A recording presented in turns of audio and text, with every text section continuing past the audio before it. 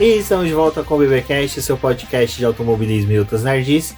No episódio de hoje vamos falar sobre o caótico GP da Austrália.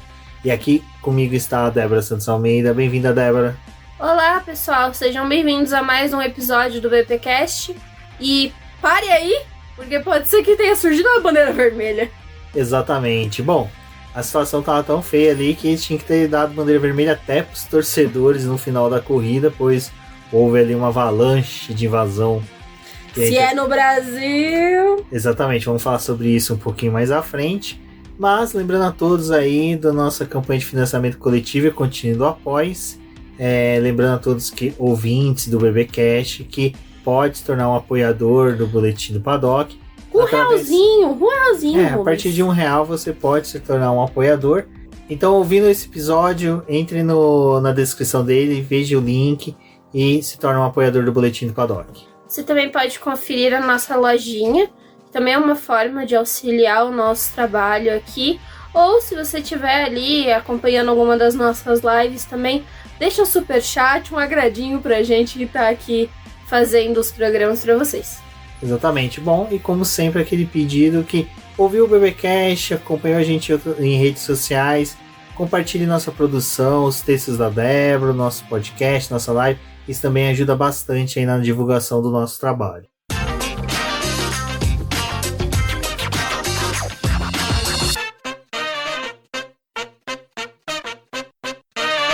Bom, Débora, tivemos aí nossa terceira etapa do campeonato da Fórmula 1. Lembrando que temos ainda 20 corridinhas, olha que bacana.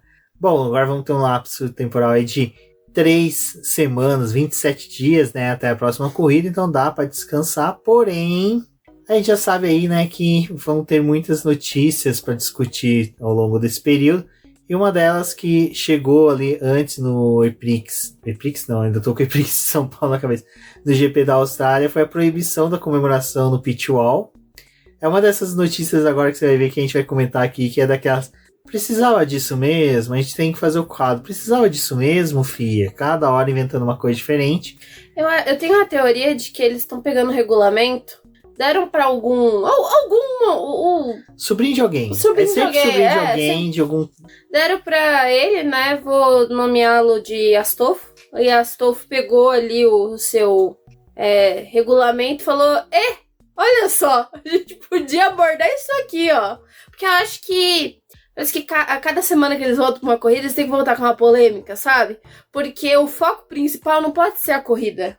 Não pode ser o que tá acontecendo na pista. Tem que ser a FIA. Porque parece que agora a FIA e a Fórmula 1 estão no embate, assim, pra ver qual das duas é mais importante.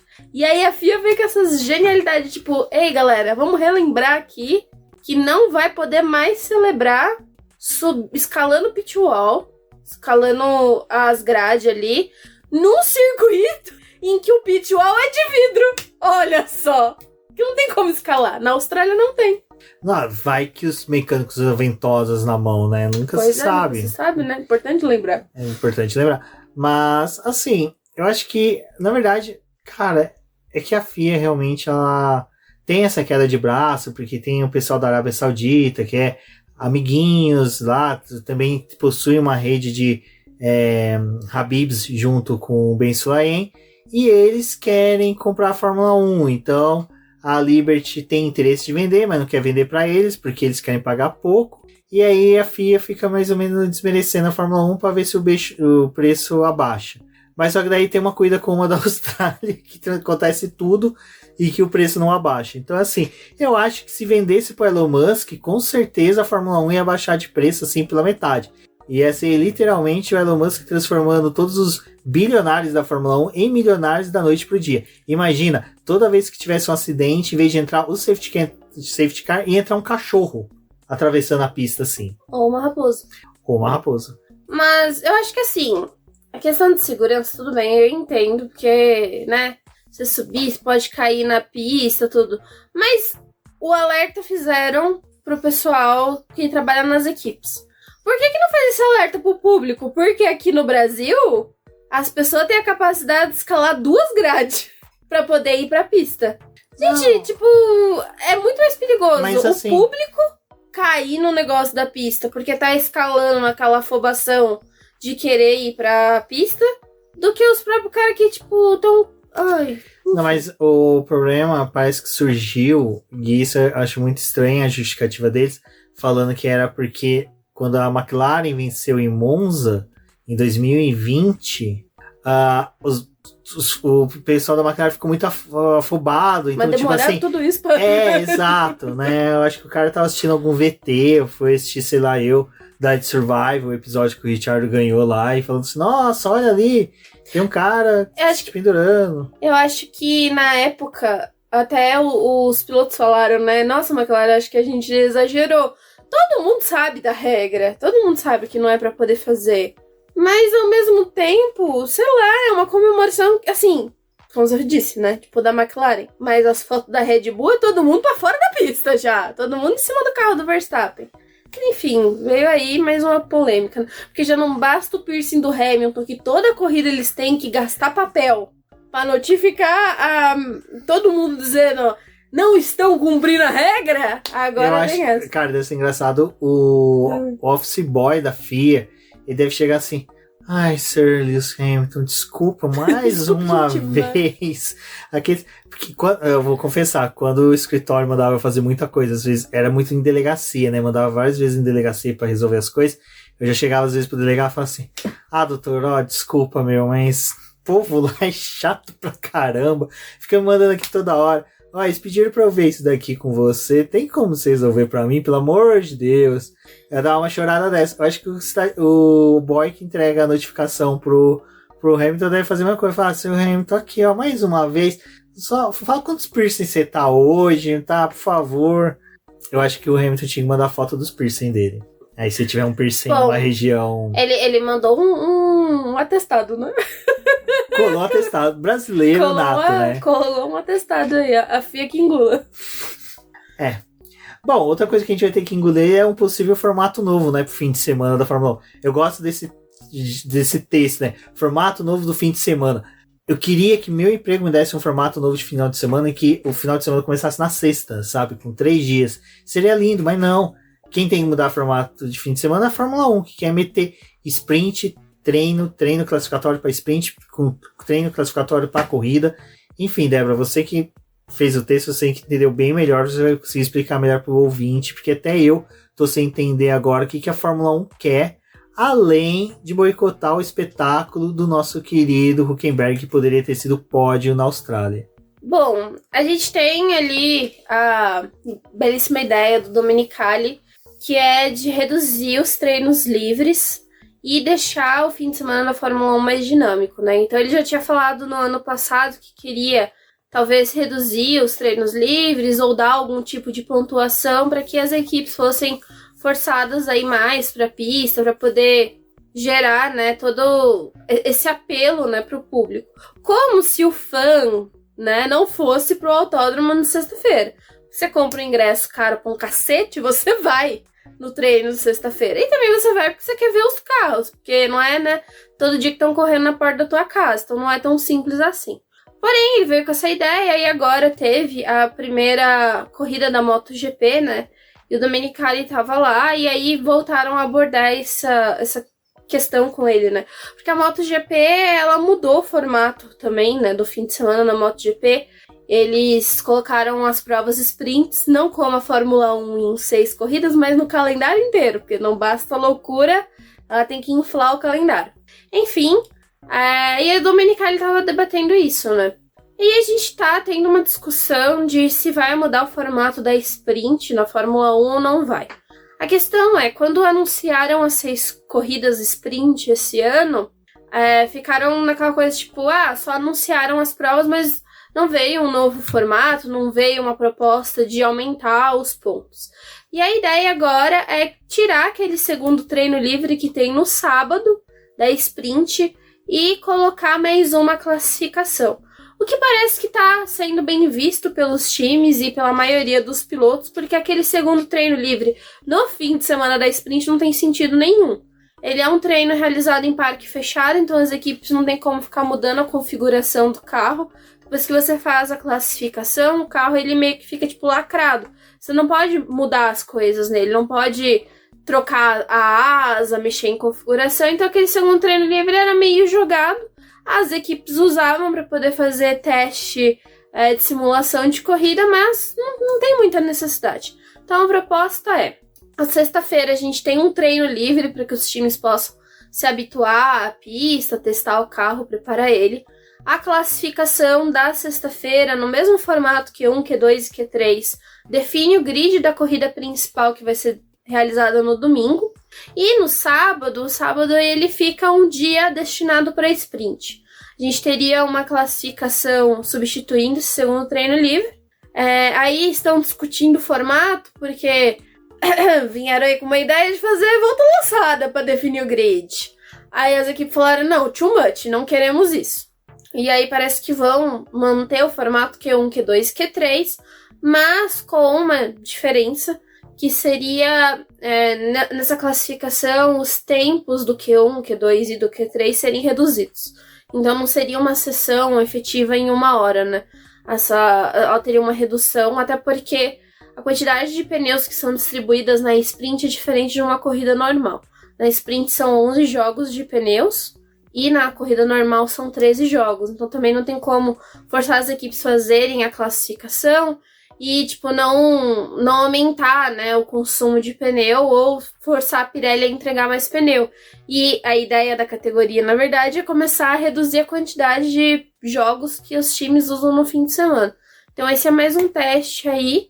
Deve ser aprovado já para a corrida de Baku e aí deve ser utilizado nas próximas provas do ano. Eu vou ser sincero, eu acho que assim, se usar só nas corridas de sprint, perfeito. Acho sensacional. Acho que realmente, já que você vai ter 23, 25 corridas ou 32, como o Domenicali quer, é que assim, vai ter a costa a costa, né, nos Estados Unidos, né? Só ali vão ser umas 8 corridas. Então, acho que é legal. Acho que é legal, sim. Sprint, acho que é legal usar esse formato em pista que pode dar uma dinâmica diferente. Se não tem como se livrar dela. Eu achei legal. Cara, acho que pela primeira vez eu tô vendo que o Domenicali, por mais que ele seja meio louco, ele pode às vezes tirar umas ideias legais.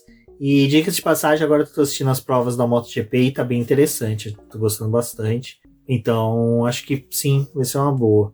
Só torcer, né, para que não se torne a loucura dele de começar a querer tirar a sexta-feira de algumas etapas, sabe? Fazer umas coisas assim, porque por mais que seja, o desenvolvimento dos carros tá tão ruim, tá tão atrapalhado, que por mais que seja, ainda treino, depende. Né? E acho que é questão até de obrigação das equipes de usar pelo menos em um treino livre um jovem piloto, um piloto que nunca tenha corrido na Fórmula 1. Eu acho que podia ser um pouco maior, sabe? A obrigação de pelo menos em 2 etapas, porque senão fica no final do ano, fica aquela coisa do Sargent no Brasil, onde que vai lá, faz só quilometragem, o cara não testa, o cara não faz nada, tudo bem, não tô falando que isso influenciou no ano dele agora, mas fica uma coisa meio jogada, né? Eu concordo com o que o Otmar falou, né? Eu pensei que você concordava comigo. Não, mas é uma das poucas vezes. Concordar com o Otmar, não concordar comigo é meio triste. Desculpa. Mas ele disse, né, que... mas se você se propõe a tirar os treinos livres, quem tem a perder não são os pilotos mais velhos que estão na categoria, que já tem anos de experiência. Porque eles já andaram em todos esses circuitos várias e várias vezes. O que acontece é você limitar os jovens pilotos a ter um desenvolvimento. E assim, ele não foi tão amplo no que ele disse, ele falou nesse sentido, mas pro próximo ano vai trocar os carros da Fórmula 2. Mas atualmente os carros da Fórmula 2, comparados com os carros da Fórmula 1, tá muito defasado, é muito longe. Então, um piloto sai da Fórmula 2, por mais que ele tenha ganhado corridas ali, ou tenha feito como o Piastri fez, né, muitos anos bons, quer dizer, poucos anos bons, mas, assim, em ascensão, né, na base, e chega na Fórmula 1, mas você ainda tem aquele susto daquele outro carro que é muito diferente.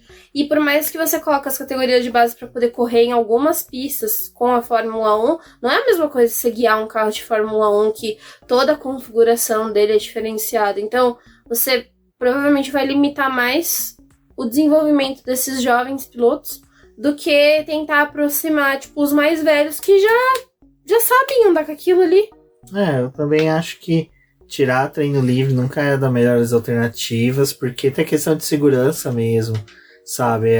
Os carros precisam ter informações, a gente tá falando de carros que andam a 300 km por hora, os caras fazem curvas juntos, então eu sempre primo mais pela segurança. E outra coisa, realmente, uma coisa que até o Jafone falou na transmissão, acho que salvo engano, do terceiro treino livre, não me recordo agora, em que a Fórmula 1 usa os treinos de sexta para negócios, sabe? Patrocinadores ganham ingressos, às vezes uma marca que está patrocinando ali aquele GP, não é o patrocinador principal, mas é um dos patrocinadores, que nem a Porto Seguro aqui no Brasil, um exemplo.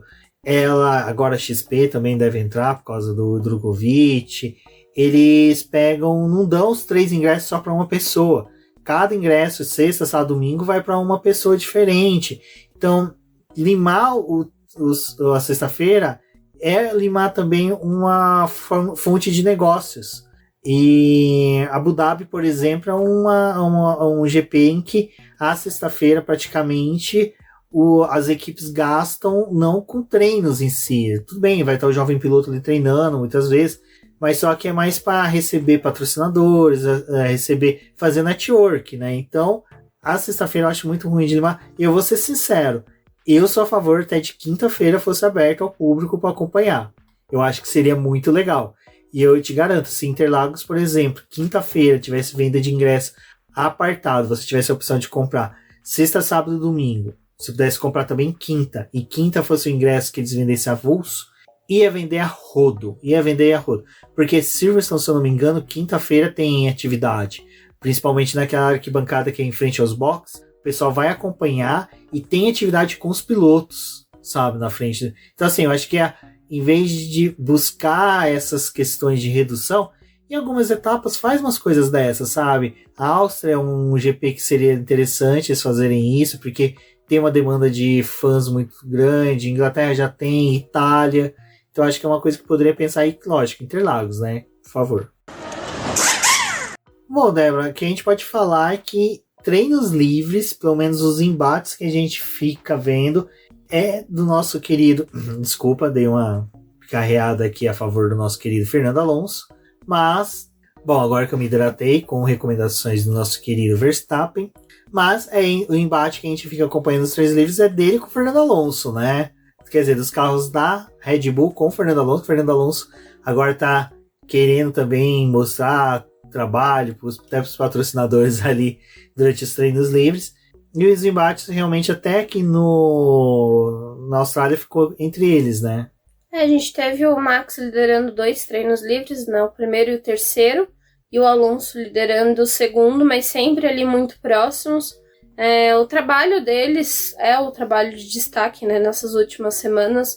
O Alonso tinha aquela dúvida de se a Aston Martin realmente estava nessa posição, por conta eles estavam esperando para poder ver como é que ia ser o comportamento do carro no GP da Arábia Saudita, e acho que manteve o que aconteceu no Bahrein.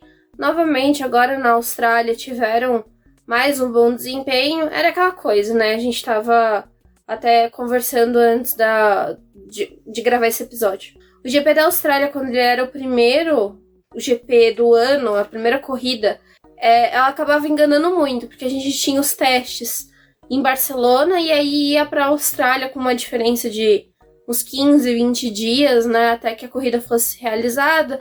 Os carros já tinham mudado muito, tinha muita peça nova. E a Austrália, assim, mostrava um pouco do que estava acontecendo, mostrava ali quem estava se saindo um pouco melhor, mas é uma pista também que tem a chance de ter um safety car, para ter as características de um circuito de rua, e infelizmente a Austrália era muito assim, tipo, enganava as pessoas, porque os times também iam ali, queriam fazer uma graça, às vezes demorava para a segunda corrida acontecer, né? Tinha aqueles 15 dias ali, então você queria sair bem da Austrália. Mas nem sempre refletia no restante do campeonato. A Austrália é meio que aquela pista que, tipo assim, em outras pistas adversas que a gente tem no calendário, algumas coisas acabam se repetindo. Mas pro desempenho normal não acontece.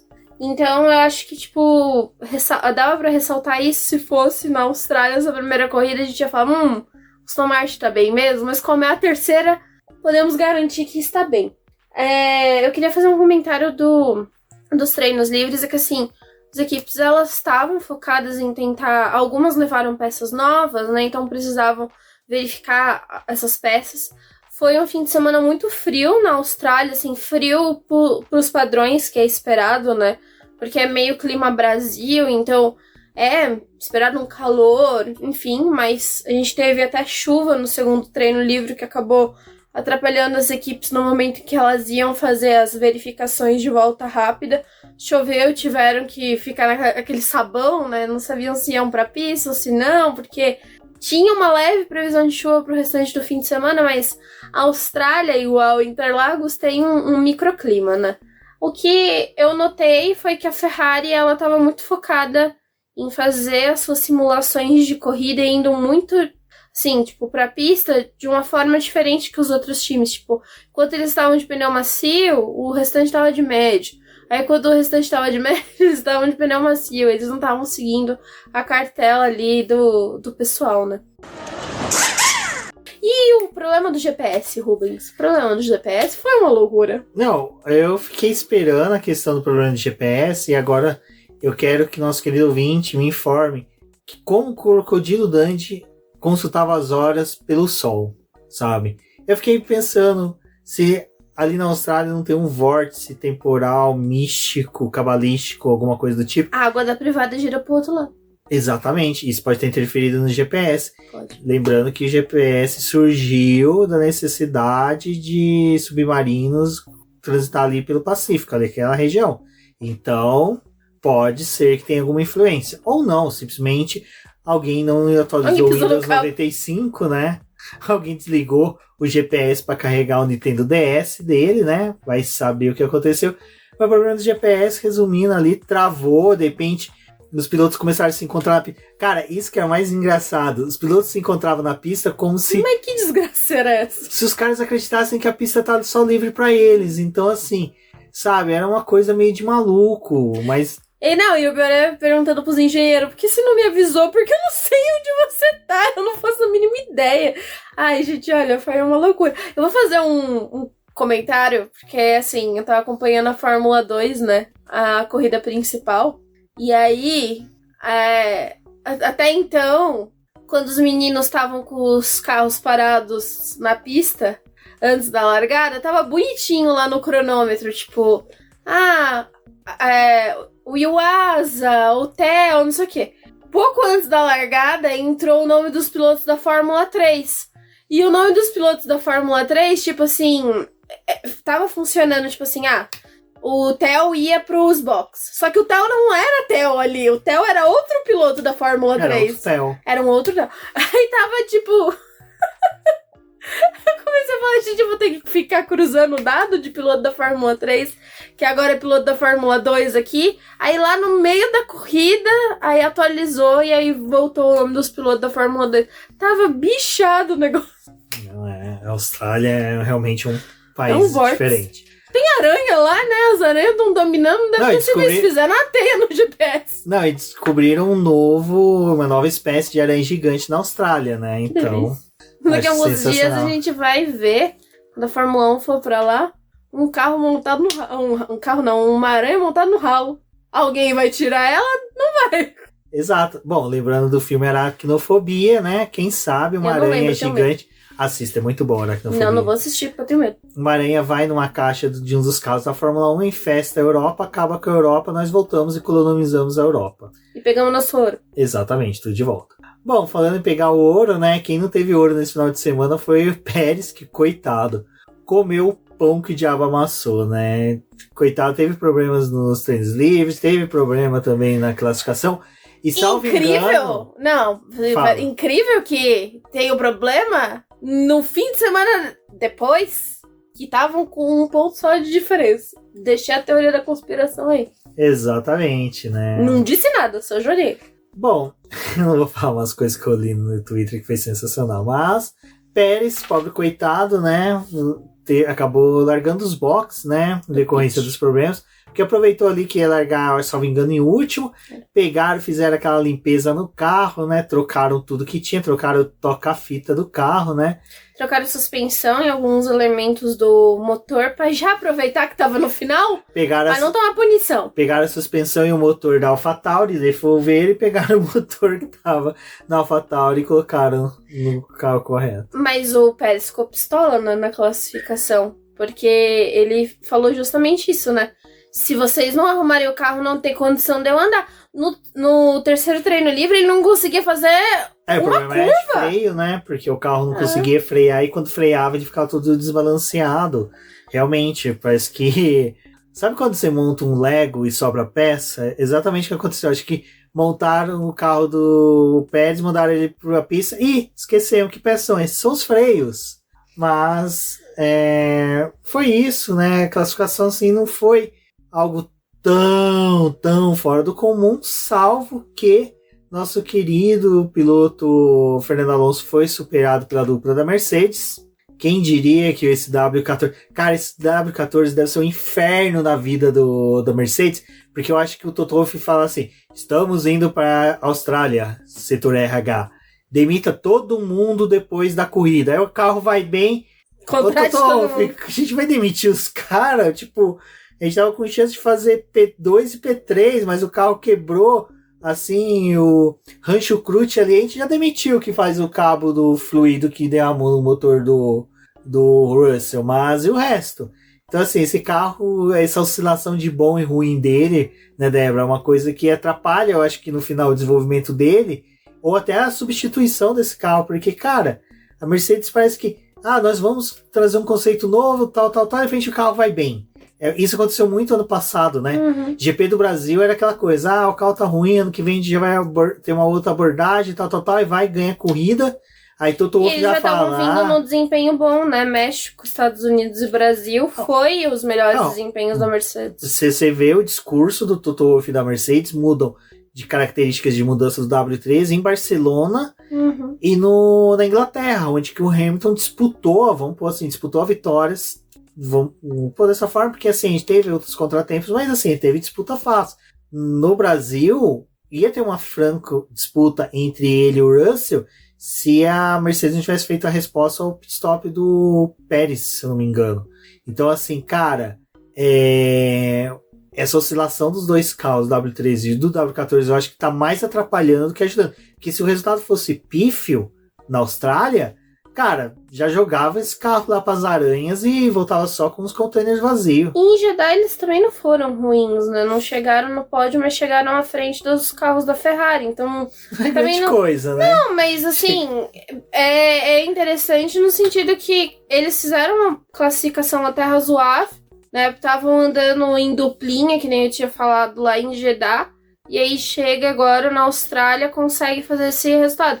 Mas é novamente aquilo, tipo, a Austrália é uma pista que não se repete no restante do ano, né? São poucas outras pistas que têm essa característica tão exacerbada, assim, tipo, que nem a Austrália, para você poder repetir os resultados que a gente teve, né? Então é algo muito complicado.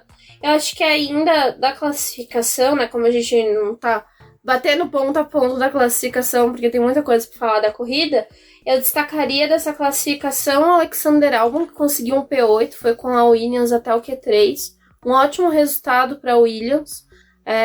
Infelizmente não teve um bom resultado na corrida, coitado. Foi o primeiro que abandonou o barco ali, provocou a bandeira vermelha, a primeira bandeira vermelha da corrida. Mas a classificação foi muito boa e acaba se destacando nesse sentido. E eu acho que também... foi uma classificação, de certa forma, interessante, né? Que a gente teve esses personagens, assim, que, tipo, foram aparecendo para poder auxiliar que a gente tivesse uma boa corrida, como foi o caso do Gasly indo pro Q3, o Ocon largou de 11º, mas a Alpine, no terceiro treino livre, eles fizeram um ótimo terceiro treino livre, assim. Sabia que não ia estar entre os primeiros, mas a Alpine, na primeira corrida, parecia que ela não ia andar. E ela tá ali, flutuando nesse meio do pelotão, né? A classificação em si foi bem interessante mesmo. Acho que, assim, tem vários destaques. O Albon, por exemplo, chegou muito perto do Leclerc e a Ferrari a gente não comentou nos treinos livres, ela estava focada em voltar a ser aquele carro de ter ritmo de corrida, né? Que no final a gente vai comentar da corrida que o Sainz teve um bom ritmo de corrida. Classificação nem adianta mais, né? Classificação, a Ferrari não vai conseguir muita coisa esse ano. O jeito é focar na classificação de ritmo de corrida. Ritmo de corrida, até porque eles têm que fazer um melhor gerenciamento dos pneus. E eu acho que o GP da Austrália foi, assim, um dos melhores cenários que a Ferrari tinha, porque a pista estava fria, a degradação dos pneus era baixa, então dava para poder controlar a degradação deles. Não tinha muito por que esforçar o carro ao ponto de tentar buscar uma volta rápida, porque eles nem estão brigando por isso. E o último destaque da classificação acho que fica por conta do Hülkenberg, né? Que mais uma vez levou o carro ao Q3. Mostra que o Hülkenberg, aquilo que eu e a Débora conversávamos durante a corrida, que enquanto que ele tá tendo pique, né? Enquanto que ele tá tendo ali, tipo, a força física dele, eu acho que enquanto que os raios gama estão conseguindo fazer com que o Hulk seja forte, ele consegue entregar bons resultados, mas no decorrer da corrida, né, ele vai tendo um decaimento dessa pilotagem dele, mas assim, é bacana, eu acho legal essa questão de o Hulk tá entregando bem.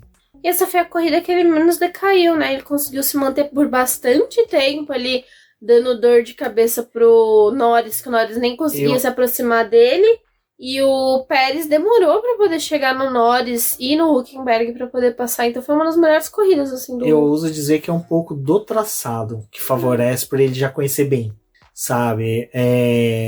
Eu acho que é a mesma coisa de quem joga videogame, o jogo de Fórmula 1 que joga o campeonato inteiro. A Austrália sempre é uma pista que você se dá bem, porque é sempre a primeira que você treina. Então, normalmente você quer fazer todas as regrinhas, tem que fazer tudo, então tem isso. Jeddah era uma pista que ele não tinha familiaridade. Bahrein tá conhecendo o carro, tá voltando a ter ritmo. Eu acho que daqui para frente ele vai conseguir, e infelizmente isso demonstra, não queria ser o porta-voz da razão nesse ponto, mas mostra a existência do abismo que existia entre o Kevin Magnussen e o Mick Schumacher, né? O quanto que o Mick Schumacher não estava se adaptando no carro, porque era uma coisa que até a gente falava, o Mick, ele estava totalmente diferente do que ele foi na base.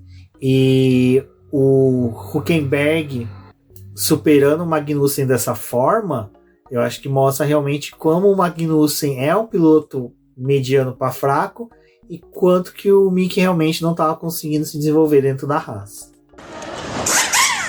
Bom, que o GP da Austrália normalmente não é um GP normal, isso é fato. Sempre a gente teve ali ocasiões em que realmente tivemos tumultos, tivemos vários acidentes. Isso é bem comum, principalmente na largada, primeira sequência de curvas. Os carros são curvas que você chega com muita velocidade, tem freadas fortes, tem curvas de alta em que os pilotos tentam disputar posições. Isso é muito bacana do GP da Austrália, mas, né, Débora, a gente teve ali já na primeira volta a saída do Leclerc, que infelizmente, assim, cara, que aperto no coração ver ele fora. Pra quem acompanhou ele na base, sabe que o Leclerc que a gente vê na Fórmula 1 não é o Leclerc de verdade que foi campeão da Fórmula 2, sabe? Aquele cara, salvo engano, ainda é GP2. Mas enfim, merecia muito mais. É um piloto que até eu brinco que às vezes falta raiva nele, falta ódio, que é o cara que teria ódio, teria raiva, não é aquele cara que vai sair espancando, batendo nos outros, não. É aquele cara que teria previsto aquele incidente com o Stroll, sabe? É o cara que teria uma malícia a mais de ver, o Stroll que tá vindo de trás e não vai frear, sabe? Então, assim, pelo menos essa é a percepção que eu tenho, que falta isso no Leclerc. E, mais uma vez, termina zerada a corrida, 3 corridas, 2 zeradas. Leclerc realmente tá precisando, né, Débora, de um bom final de semana para ver se dá aquela relaxada para ele poder prosseguir no ano. Eu acho que o começo da temporada dele tá sendo muito complicado, né? Como você disse. Ele é um piloto rápido. Eu acho que também falta um pouco de ódio nele pra ele ter algumas reações. Porque, assim, no pós-corrida, que perguntaram para ele do incidente que o Stroll tinha acertado ele falou, mas ali não culpo o Stroll porque ele não tinha muito o que fazer.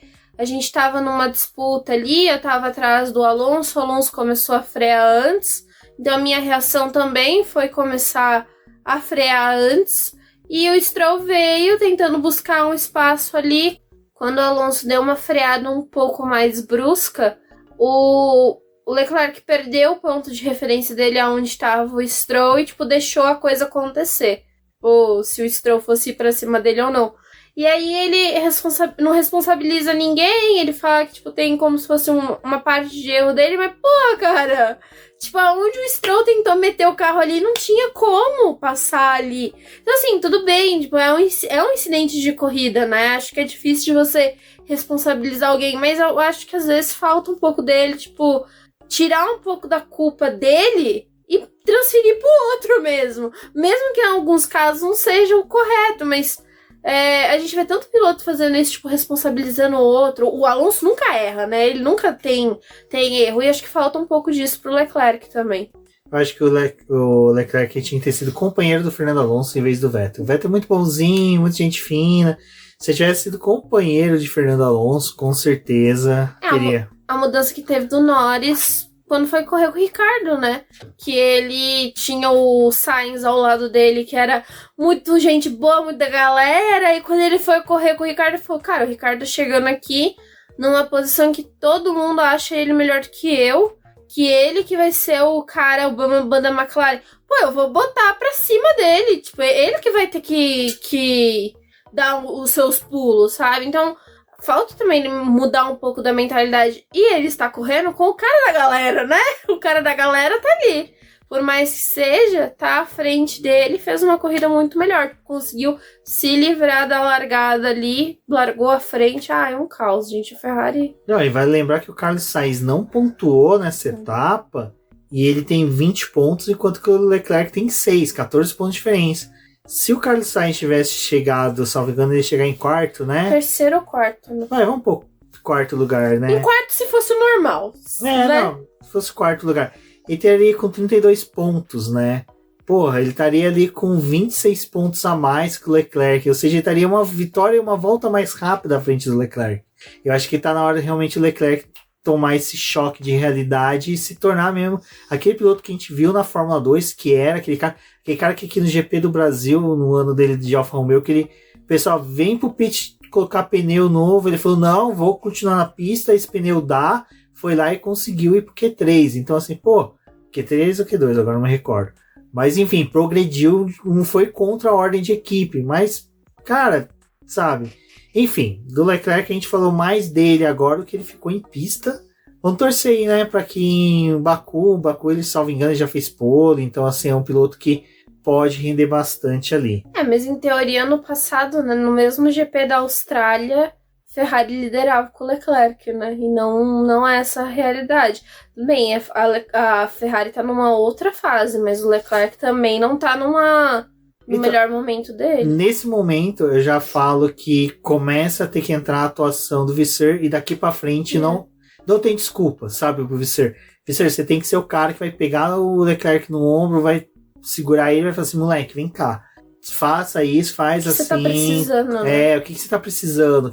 Qual auxílio? O que a equipe tem que fazer com você pra gente poder ter bom desempenho? Porque assim, eu vou ser sincero, por mais que o Alonso esteja bem no campeonato, por mais que o W14 pode ter rendido melhor, o único piloto que vai conseguir fazer frente ao Verstappen é o Leclerc hoje. Sabe, é o único que pode ter equipamento e pilotagem para fazer frente ao Verstappen. E não adianta a Ferrari entregar um bom carro, porque esse carro não é tão ruim. Ele é um carro bom. Ele tem seus problemas, tudo, mas não é se de descartar agora. Se o Leclerc não conseguir maneirar isso daí, coitado, eu fico com pena dele.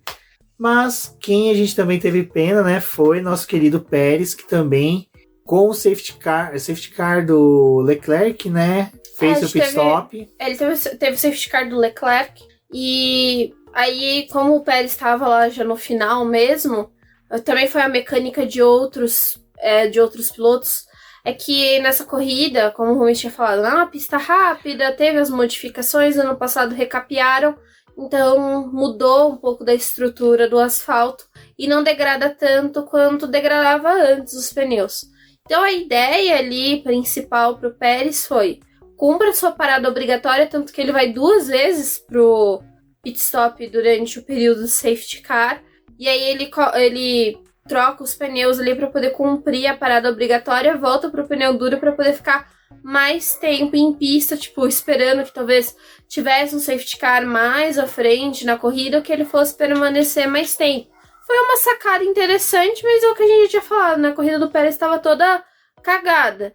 E ele, acho que em si, não se ajudou, porque com o carro que ele tem, é esperado que ele faça mais. E ele tava numa dificuldade para poder ultrapassar os pilotos que têm carros mais lentos que o dele. Passou boa parte da corrida ali em 9º lugar, tentando chegar no Norris. Gente, a McLaren não é tudo isso também para poder estar na posição que tava. A gente tava até fazendo as contas aqui, que ele ficou preso 19 voltas para poder conseguir chegar no Norris e fazer a ultrapassagem no Norris e depois no Hülkenberg. E o carro que ele tem. Cara, eu fico indignado com isso. E não é desculpa isso. de pneu. Não, desculpa, não gente. Não é. Cara, qualquer pneu ali, vai. Do pneu duro para uma McLaren com pneu médio, vocês vai ter uma diferença. Um carro, vai. Não, o Norris já tava com o pneu duro. Então não tinha desculpa. Não tinha desculpa. Não tinha desculpa. Era porque a estratégia, vou até falar brevemente disso. A estratégia desse ano não teve muita diferença com o que aconteceu no ano passado. Eles tiveram ali o período de bandeira vermelha, que foi na oitava, né? Oitava, nona volta. Ali trocaram-se os pneus, que eram os médios, que muitos tinham largado para os pneus duros. Então o Pérez estava na mesma condição que todo mundo ali, tipo... demorou pra passar porque quis. Foi que eu até tuitei e fiquei feliz que as pessoas pela primeira vez nessa semana não me xingaram, não me jogaram pedra, não desejaram que eu fosse queimado vivo, mas que realmente, cara, a prateleira, né, que o Verstappen tá é muito alta pro Pérez, sabe? Por mais que a gente tenha tido ali Vettel versus Webber, o Webber ainda, sabe, beliscava uma pole, na hora que trocava de pneu conseguia fazer umas voltas até muito boas comparado com o Vettel. Cara, o Pérez, no término da corrida foram 8 abandonos, desclassificação, assim, punição com o Carlos Sainz, que aquela fim, e o cara não tava no top 5, As duas posições que ele ganha depois da última bandeira vermelha, depois de todos os abandonos, ele era 7º colocado. As duas posições que ele ganha pra ficar em 5º lugar do Gasly, que deu no Ocon, e do Sainz, que perdeu a posição. Ele só terminou em 5º por causa de punição dos outros. Ele não chegou ali de forma real. E assim, ele fez uma boa de uma corrida em Jeddah. E é isso, fala, eu acho que agora vai. Aí chega nessa corrida. O quanto que tem de responsabilidade? Tem uma parte. Mas, de novo, o carro que ele tem...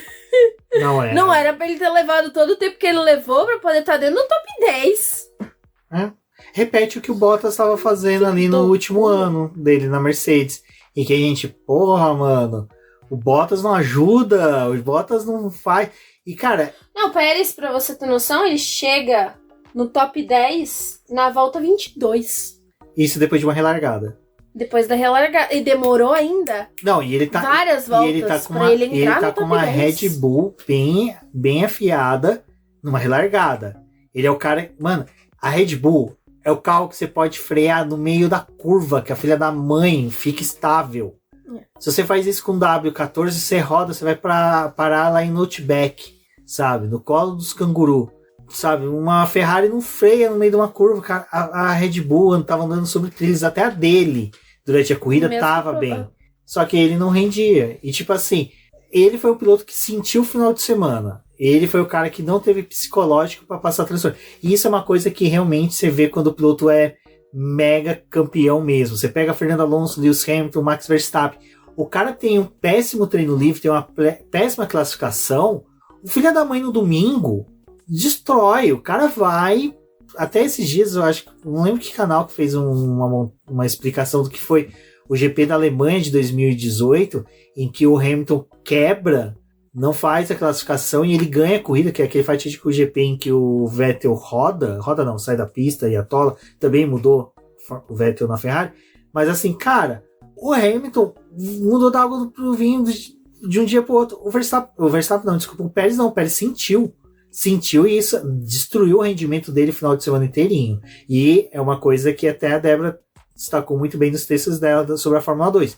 E o Asa realmente Red Bull tá dando o asa pra ele, né? Porque o moleque tá detonando. E assim, é um moleque que pode vir direto pra Red Bull tranquilamente se continuar rendendo o que tá rendendo na Fórmula 2. Bom, outro que teve um azar danado, Débora, e ele, de todos, assim, do Leclerc eu fiquei com dó por causa do azar dele em decorrência de fatores externos, tudo, tal. Mas o Russell e o Hamilton, no começo da corrida, tava aquela coisa que, mano, que bacana, a gente vai ter uma disputa, vai ter... Na hora que a equipe pediu pro Russell ficar próximo do Hamilton para manter menos de um segundo, pro Hamilton se defender do Verstappen com a asa móvel. Então, pô, a gente vai conseguir, né, ter uma disputa ali. Tem a entrada tem a bandeira vermelha, tem a relargada, mas motorzinho ali da Red Bull... Da Red Bull não, da Mercedes. Da Mercedes, desculpa. Motorzinho da Mercedes, olha... Só faltou o Russell abrir o rádio e falar no, lembrando Malásia 2016. Eu até falei, né, que o Russell, ele tá com aquela cara de, eu sou uma piada pra vocês, porque não foi só o abandono, né? A Mercedes fez uma bela de uma cagada ali em estratégia. E agora, gente, eu sei que vão falar, mas se tivesse dado certo, teria sido um gênio. Mas errou feio pra porra, cara. Até eu, que estava aqui do sofá da minha casa fazendo texto, falei... Vai dar bandeira vermelha na hora do negócio do álbum. O excesso de brita, né, na pista. Não só excesso de brita. Tipo, gente, é um cálculo básico. Assim, vou expor agora, porque isso, arregaçou as mangas. Isso me deixou revoltada. Que a corrida da Austrália, ela em teoria, ela tem 1h20. Um evento de Fórmula 1 pode durar 3 horas. A corrida no máximo 2. Certo, Rubens? Certo. Exatamente. Então é isso. Se eu não concordo com a plane. Né?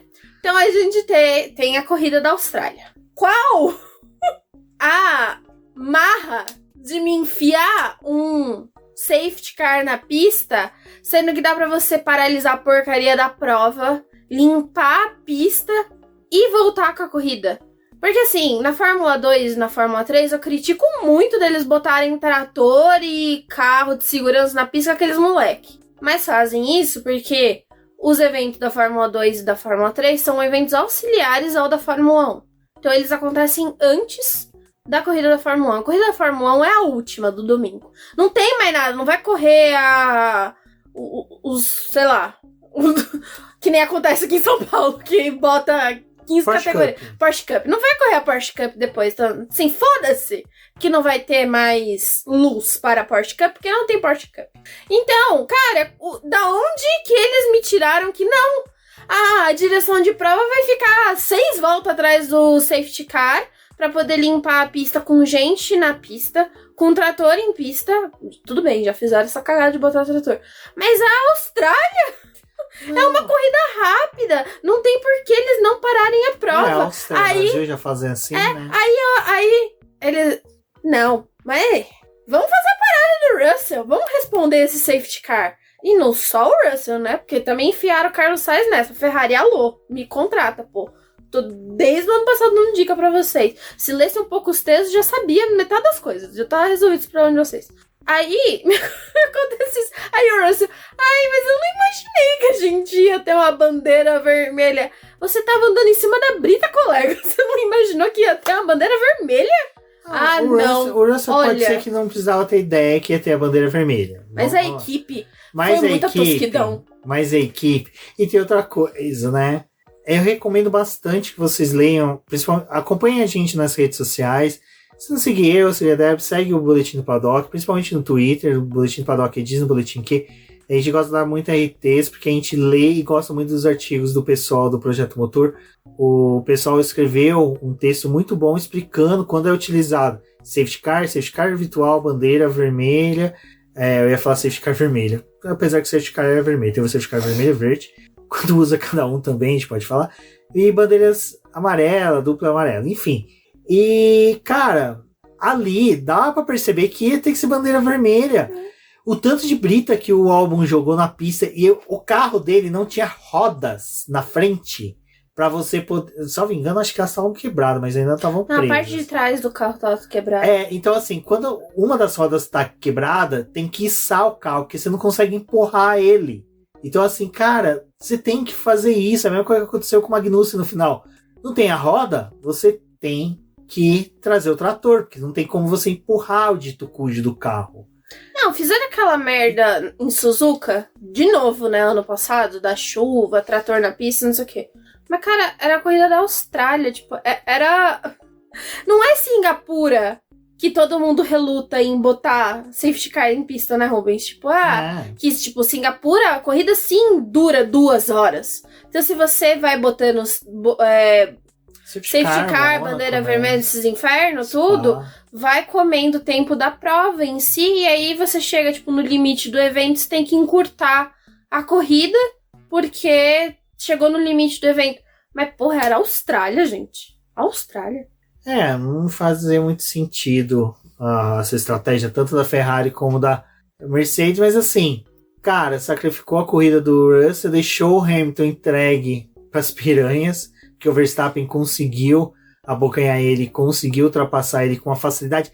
E diga-se de passagem, quando o Hamilton falou que nunca tinha visto um carro tão rápido, eu vou ser sincero, eu também nunca vi um carro de Fórmula 1 ultrapassar outro com uma facilidade tão grande e fazer aquilo ali. Salvo engano, acho que só a Brown GP em 2009 fazia umas coisas daquela, e eu acho que também a Red Bull de 2013 do Vettel. Acho que foram um dos carros que eu vi na Fórmula 1 que eram realmente assim. Não, minto. A Renault de 2006 do Alonso também era um carro muito bom de ultrapassagem.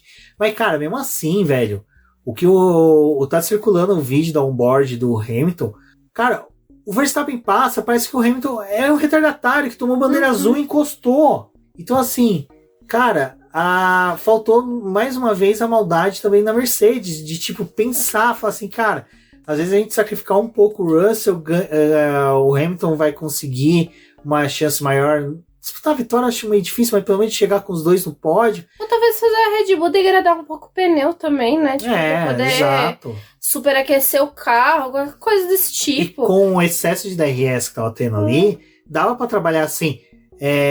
Um responder ao outro, a ultrapassagem do Verstappen. Cara, dá trabalho, faz os dois trabalhar junto. Mas sabe, parece que não, parece que aquela coisa não é que parece que a Mercedes, ela só funciona quando tá tudo certo. Tipo, quando tá tudo bonitinho, eles conseguem trabalhar.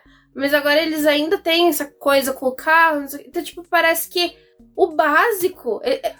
assim, essa corrida, pra mim, foi muito do negócio de, tipo assim, não tão prestando atenção no que tá acontecendo na pista, pra poder reagir. Eu acho que... Parecia que as equipes tava avoada. Tipo, não dá pra...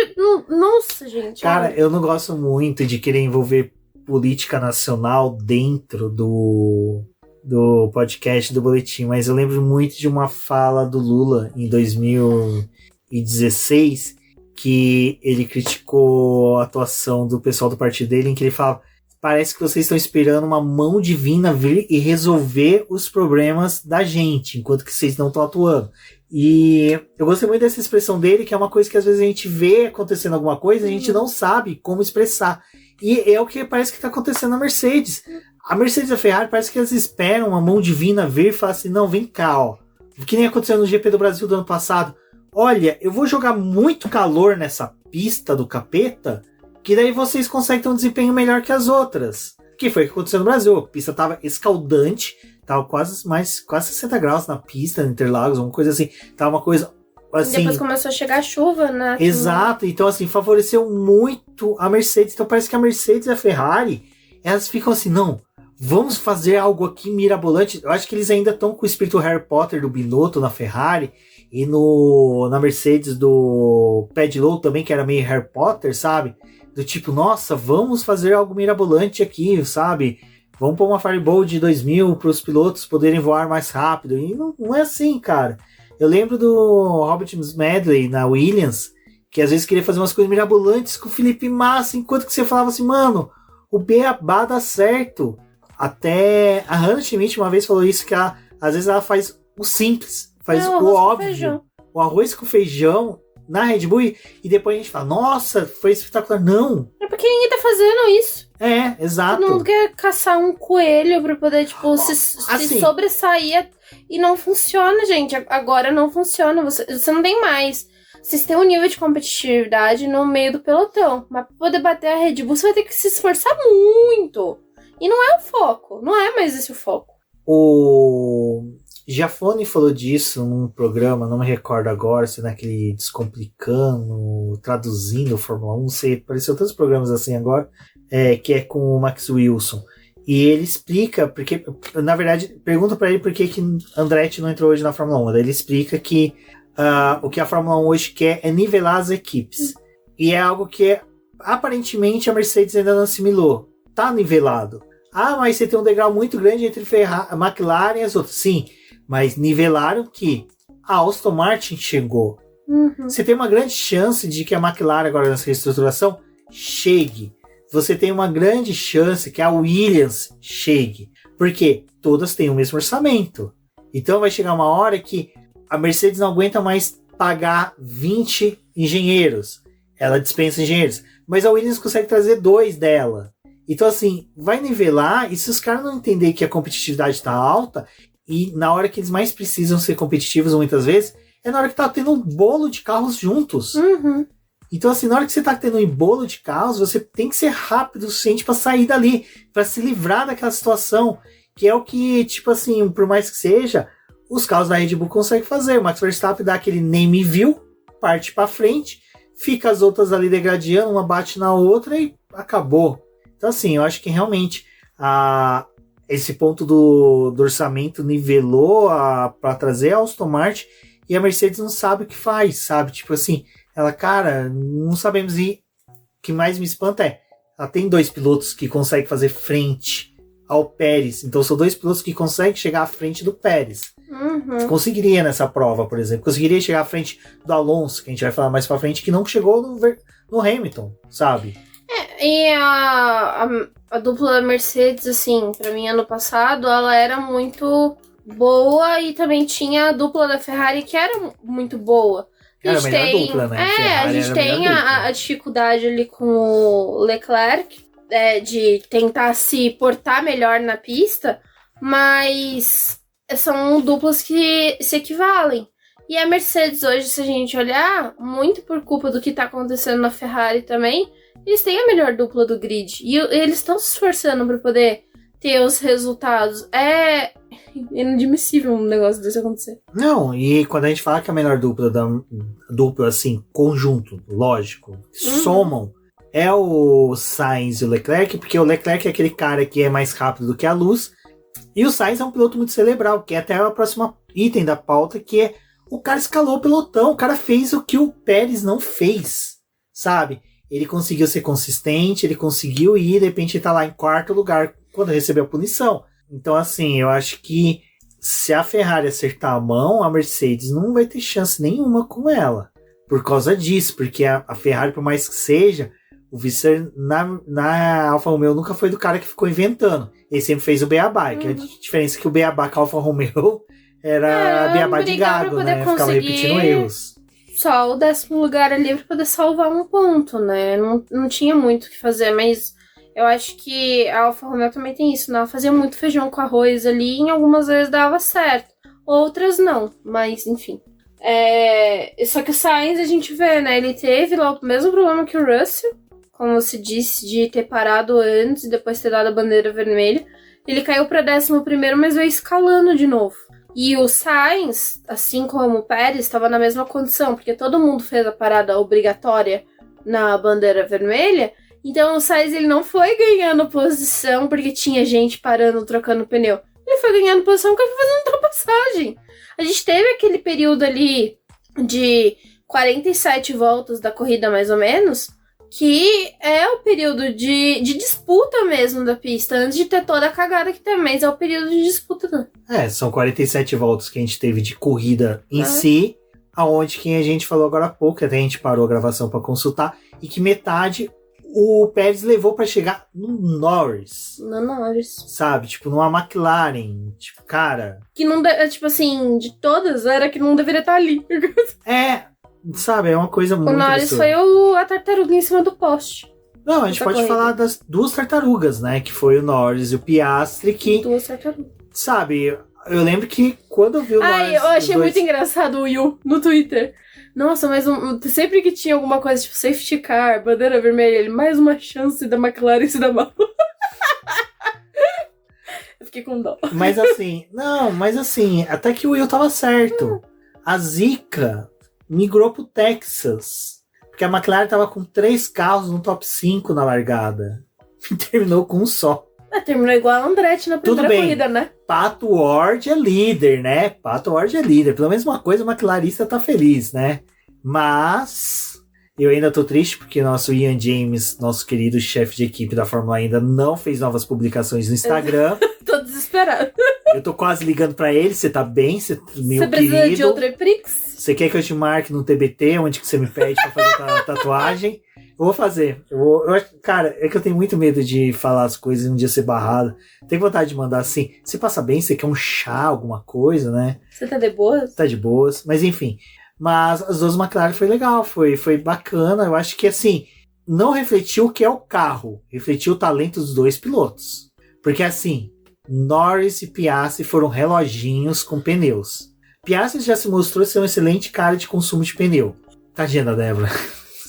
Esse final de semana GP da Austrália, a gente tá até gravando na segunda, porque o final de semana, eu nem tanto, mas a Débora tá destruída, e a gente vem 2 finais de semana seguidos destruídos de acordar de madrugada.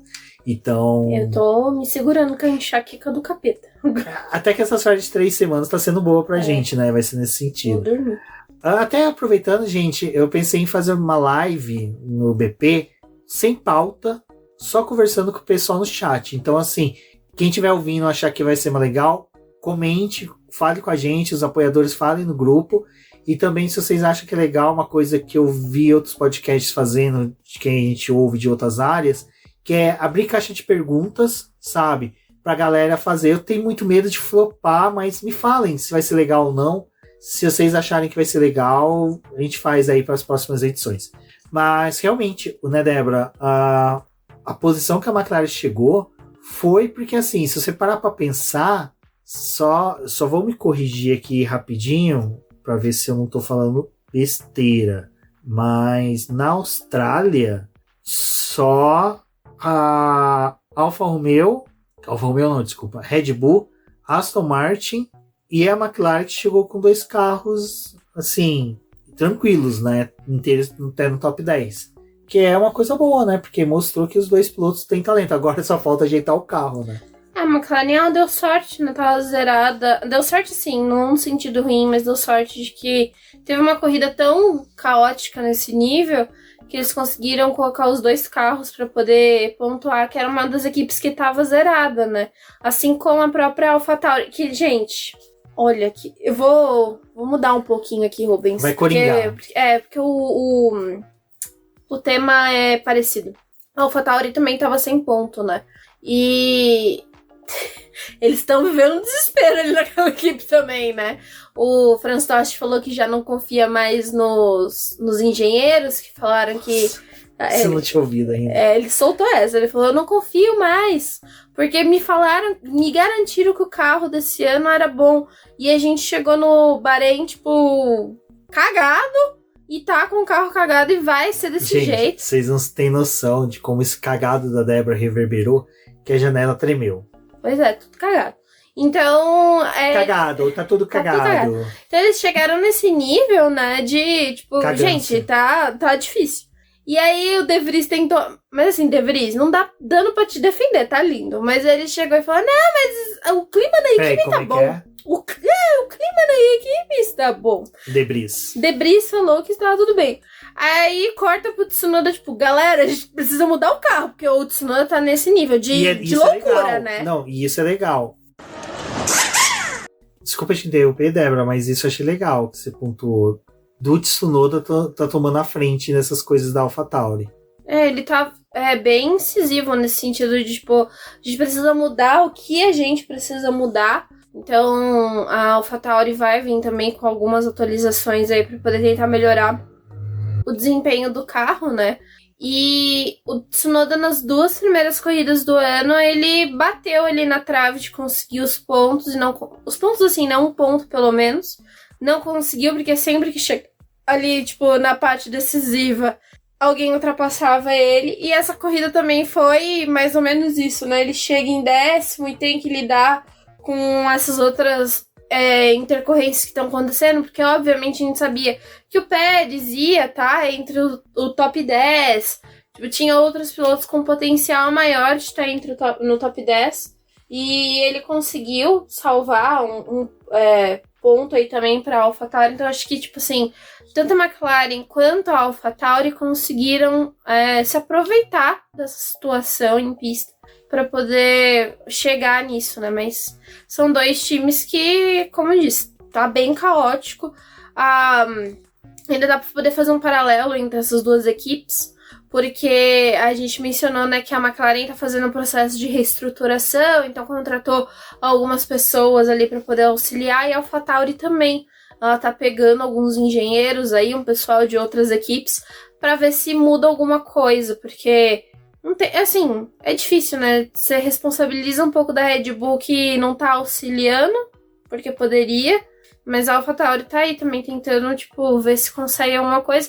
E a Red Bull em si tá num caos, né? Porque parece que o novo CEO da Red Bull, depois que o Diretritz morreu, não tá gostando de participar das coisas, que nem o outro que era apaixonado por esportes, né? Então, tipo assim, a Fórmula 1 tá aí. Pode ser que a AlphaTauri, que é um gasto a mais, uma hora deixe de ser este gasto. É que, na verdade, ele alega que de todas as modalidades esportivas que a Red Bull tem inserida, o automobilismo não é a que mais agrada a ele. Então ele acha que é uma despesa muito alta para eles. Porque realmente, né, as outras categorias, no mais, ele patrocina atletas para participar de outros clubes. Salvo engano, só futebol, que eles têm realmente times, mas também, pô, um jogador que às vezes ele vender do Bragantino, Red Bull aqui de São Paulo, para um Real Madrid, ele já paga tudo, né? Então, assim, também, tudo bem que no Bragantino você assistia um jogo, você levava 2 garrafas PET e assistia o jogo, né? Hoje... Não, mas o advogado trabalha comigo, ele é torcedor do Bragantino, ele sai daqui de São Paulo para assistir jogo, ele gastava pouquíssimo, agora ele chora que o ingresso tá caro. Então, pra vocês terem uma ideia. Então, assim, realmente tem isso. E, além disso, agora eu tô tentando lembrar, aqui a gente comentou da questão dos engenheiros, né? Por causa do teto de gasto, você tem que dar uma dissolvida na despesa, você começa a dispensar um ou outro. As equipes grandes começam a perder profissionais para as equipes pequenas, porque aquele cara que era o terceiro engenheiro da Red Bull se torna o chefão de uma outra equipe. O da Mercedes se torna também o chefão. E o mago da prancheta, Adrian Newey, já se começa a falar, né, de uma possível aposentadoria dele da Fórmula 1. E outra coisa, a Red Bull, ela... Você é a derrocada da Red Bull a partir do ano que vem? Imagina as mudanças aí. Mas a Red Bull também tem a questão da AlphaTauri, né? Eles compartilham ali. E tem uma linha muito tênue da questão do teto orçamentário dessas duas equipes e do quanto que a Red Bull também, tipo, passa a mão na AlphaTauri. Então... Bom, uma pessoa que sofreu em alguns determinados momentos ali na corrida e foi muito estranho acontecer isso com ele, foi o Verstappen, né? Porque largada, simplesmente ele... com aquele marabalismo malemolente do nosso querido Fernando Alonso, que fazia Verstappen, se alinhe lá na frente que eu vou voltar tranquilo, teu pneu esfria, e deu certo. Que das 3 relargadas, 2 o Verstappen parece que deu uma de Weber Barrichello. Não conseguiu largar bem, perdeu a posição ali para as 2 Mercedes, depois novamente na relargada, né, deu uma patinada. Mas é aquela coisa, com pneu frio, o Verstappen demorava para entrar na janela de desempenho, mas também depois que entrava, era partiu Marte. O Verstappen, ele foi na estratégia tradicional, né, de largar com os pneus médios, então por mais que eles tenham uma durabilidade maior, é um pouco mais difícil de aquecer eles do que um pneu macio. Então tem tudo isso. Albert Park, né, é um circuito também que, por causa das nuvens, por ser justamente num parque, né? Das nuvens não, das árvores, meu Deus. Das árvores. Tem esse problema de você ter o aquecimento, né, da própria pista. Então, a gente viu essa dificuldade dele aí. E acho que uma das coisas também que vale destacar, não só do Verstappen, mas aquela lambança que tem depois, na segunda bandeira vermelha, depois do acidente do Magnussen, quando tem a relargada ali, que tem toda aquela batida, por mais que as equipes estivessem com um pneu macio para fazer essa relargada, a pista já tinha abaixado 10 graus desde o momento da largada. Então aí é mais difícil de você aquecer eles. Então, eu acho que essa corrida foi fantástica para a discussão de se deve ou não sair a manta térmica. Porque os carros já estão saindo, né, dos boxes ali com a manta térmica com uma temperatura mais baixa. E isso aí acaba causando essas coisas, né? Tipo, quando você tá numa pista fria e tem a dificuldade de imprimir essa temperatura nos pneus, isso acaba causando. O incidente do Sainz, do Sargent e do Gasly, um pouco foi por causa disso, né? Uhum. O pneu deles estavam gelados assim, para critério de pneus. Eu vou ser sincero, eu sou uma das pessoas que acha a coisa mais ridícula querer retirar os cobertores de pneus. Eu acho que não deve, questão de segurança, cara. Tudo bem, aumenta o desempenho, mas aumenta o desempenho para todos. A manta térmica é igual para todos, não tem diferença. A Red Bull não tem uma manta melhor que a Williams não tem uma manta pior que a McLaren, todos têm a mesma. E ninguém aquece em diferente temperatura, temperatura padrão que a Pirelli estipula. Exato, então assim, você tá querendo tirar uma coisa que vai afetar a segurança. Mas os pilotos vão reduzir a velocidade, vão vir mais devagar. Sim, você imagina um piloto que sai ali na Spa, por exemplo, subir a Rouge com um pneu gelado, vai chegar lá em cima e vai bater, igual o Magnussen fez aquela vez, o Lando Norris na chuva. Então assim, cara, é ridículo. Eu acho que dá pra você levar em consideração essa corrida, a decisão de tirar ou não. Ou, galera, vamos ter que andar com um pneu de carro de rua. Tipo... Fórmula E. Se você não de passagem já sofre com isso. É que já sofre com isso, porque o pneu não tem a mesma durabilidade. Exatamente. Bom, e falando de pneus, né, a gente pode falar do Lewis Hamilton, né, que ficou reclamando dos pneus, mas conseguiu esticar os pneus o máximo que pôde e garantiu seu lugar no pódio. E se defendeu do Alonso, que estava economizando pneus para poder brigar com o Hamilton no final e não conseguiu. Essa briga dos dois foi muito boa, né? Porque... aquela coisa do psicológico dos dois, né? Mesmo distante, né? Sem se encontrar, os dois disputando posição, foi sensacional. E eles não estavam, assim, realmente distantes, né? Tipo, era pouco mais de um segundo que tava separando os dois. Mas eu achei muito legal, tipo, quando o engenheiro do Alonso dá o aval, tipo, vai, agora você tá liberado pra poder fazer essas próximas voltas, velocidade da luz, pra poder pegar o Hamilton. O Hamilton tava virando mesmo que ele. Os dois estavam trabalhando, tipo, a mesma coisa. Então, o Alonso acho que não por isso conseguia que o pódio chegar. os dois estavam tão felizes, né? Acho que fazia tempo que a gente não vê uma corrida de dois gênios dessa forma. Eu acho que isso foi muito legal, assim, porque, de certa forma, é meio semelhante, né, o que eles têm de oportunidade pra poder disputar em algumas corridas esse ano. E isso ter acontecido é muito legal, porque, gente, o Verstappen, todo mundo já tinha esquecido que ele tava lá na frente. O Verstappen já é tricampeão. A gente só tá discutindo quando que ele vai ser, o resto, aproveitar. Então essa briga do Alonso com o Hamilton, mesmo ela não tendo acontecido de forma na pista, né, em si, assim, tipo, direta, teve essa briguinha aí de engenheiros, porque o rádio é compartilhado entre todos, né? Então, assim que o engenheiro tá falando, e mesmo se não tivesse falado, a transmissão da TV fez o favor de botar na TV. E a telemetria. Tá todo mundo acompanhando, galera. Os tempos, você percebe. Depende do GPS, tava funcionando. O GPS tava funcionando ou não, né? Bom, no final eu acho que foi realmente uma corrida, cara, sensacional. Eu gosto do GP da Austrália. Apesar que esse foi o ano que eu mais senti em questão de sono nas coisas. Eu acho que é com do ritmo de trabalho, das coisas que a gente tá fazendo, e depois do semana do Aprix, que sim, a gente tá devendo um podcast pra vocês, a gente vai fazer, mas só que calmem. Por isso que eu falo, convidem os amigos para se tornar apoiadores, acompanhar o Boletim do Paddock, porque quem sabe um dia a gente siga o nosso sonho, que a gente compartilhou com nossos amigos jornalistas lá na sala de imprensa da Fórmula E, de um dia trabalharmos e vivermos somente disso. Nossa, meu sonho. Então, ajudem a gente, compartilhem, se tornem apoiadores. E Débora, foi uma corridaça, apesar que agora, quando a gente for entrar no último tópico, que é o Hamilton comemorando sozinho, eu vi vários vídeos e o pessoal falando, não, que a Mercedes abandonou ele. Pra falar a verdade, as 3 equipes abandonaram os 3 primeiros colocados. E vale lembrar que na Austrália, até o ano passado, quando o Albon fez o pit stop na última volta, os boxes é tomado por torcedores. E hoje teve mais vídeos nas redes sociais mostrando que realmente teve uma invasão muito grande de torcedores e torcedores vindos de dentro dos boxes, sabe? Tipo assim, os mecânicos ali recolhendo o carro, as coisas, e torcedores, o pessoal dos camarotes descendo para ir pro pódio. Então eu não sei até onde que realmente a Mercedes não falou, gente, fica os mecânicos aqui, fica a galera para salvar as coisas, porque, né, até a Débora lembrou que na Innsbruck, lá nos Estados Unidos, quando teve a corrida de Sebring, um carro quebrou, a torcedores invadiu ali a parte que estava o pátio dos carros quebrados e começaram a depenar o carro. Então, assim, eu acho que antes da gente pegar e ficar crucificando, criando teorias de conspiração que a Mercedes abandonou o Hamilton, tem muitos fatores que influenciaram isso.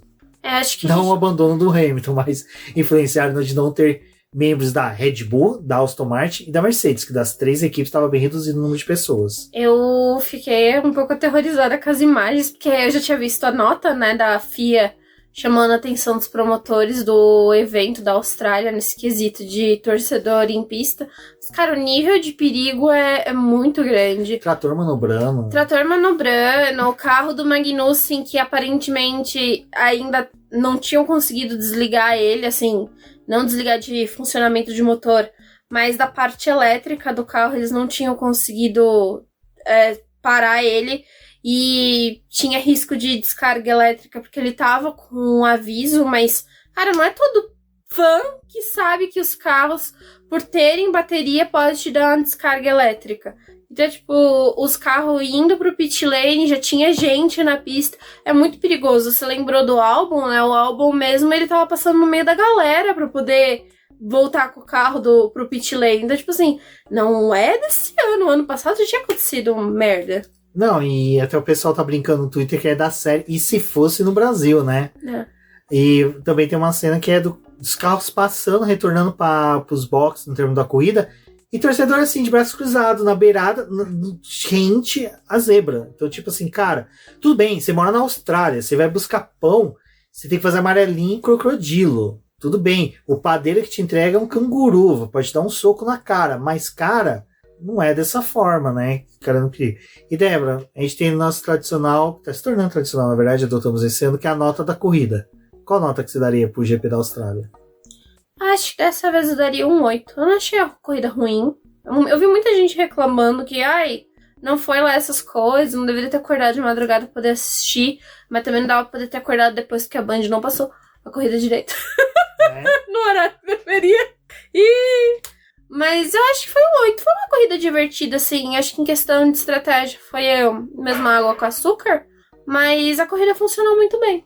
Eu vou ser sincero, eu vou dar um 9,5, não dou 10 por causa da lambança que a FIA fez no final de demorar a decidir sobre as bandeiras vermelhas. A gente só não vai discutir disso aqui, gente, muito, porque assim, eu acho que o que aconteceu todo mundo viu, cada um vai ter uma opinião, e isso eu acho que vou deixar pra gente debater na live, mas eu só não vou dar um 10, porque realmente pra mim a corrida foi sensacional, cara. Você acompanhar os live times, eu acho que para mim chamou muita atenção a questão da McLaren, principalmente do Lando contra o Pérez, que eu acho que a McLaren percebeu que, a gente tá conseguindo superar uma Red Bull, fez com que o Lando andasse muito, então a gente teve o Sargent também correndo bem até o incidente, o Tsunoda, o Hülkenberg, assim, era um conjunto, sabe? Não importasse qual câmera focasse pra pista, você ia ter alguma coisa legal acontecendo. Então, assim, eu acho que foi um final de semana bem bacana. E o único ruim é que realmente aquela última bandeira vermelha do incidente do Sainz, que a gente nem comentou, mas pra mim foi injusto com ele, a punição. Eu acho que é aquela última bandeira que realmente foi o anticlímax.